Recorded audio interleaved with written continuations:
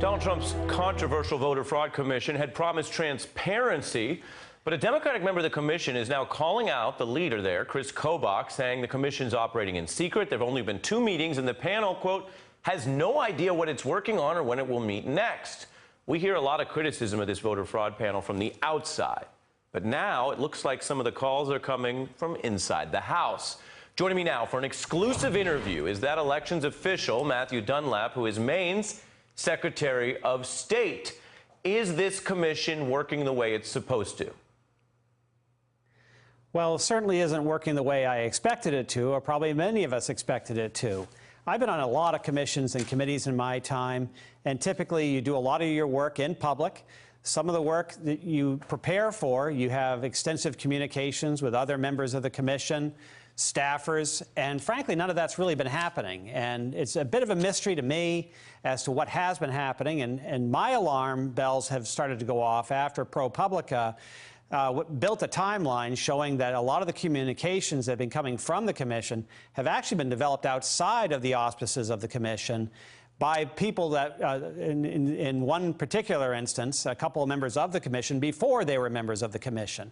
And I think I had sort of anticipated that those are the types of things that were going to be conducted by our staff, which seem to be very capable of doing those sort of things. So the fact that that hasn't been happening and that we haven't had any word on what has been going on, I have heard nothing from staff or anyone else on the commission really since we adjourned our meeting in New Hampshire almost a month ago. So you're a Democrat. It does raise some questions. You're a Democrat, but you gave this a good faith shot. I'm sure you took some heat for doing anything about Donald Trump investigating alleged voter fraud.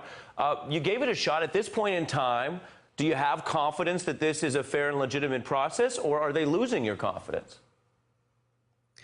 Well, I think it's a little bit early to pass a final judgment on the work of the commission. I think we still have the opportunity to answer the questions. And the questions raised by the president that 3 to 5 million people voted illegally, which I don't believe we're going to find anything like that.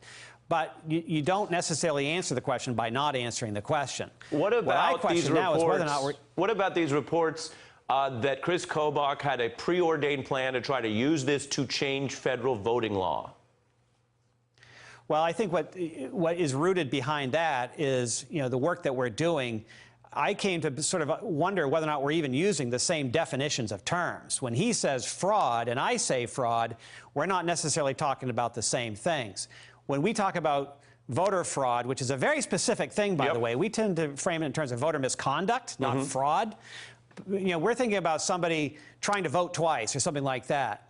In the New Hampshire meeting, when he was waving the bloody shirt about 5,000 cases of voter fraud in New Hampshire, what he was really referring to was the statutory construct of New Hampshire law. Right, that and he did not agree with. I'm almost out of time, so I can't do too many statutory constructs, but my last question for you, yes or no, are there further public meetings scheduled?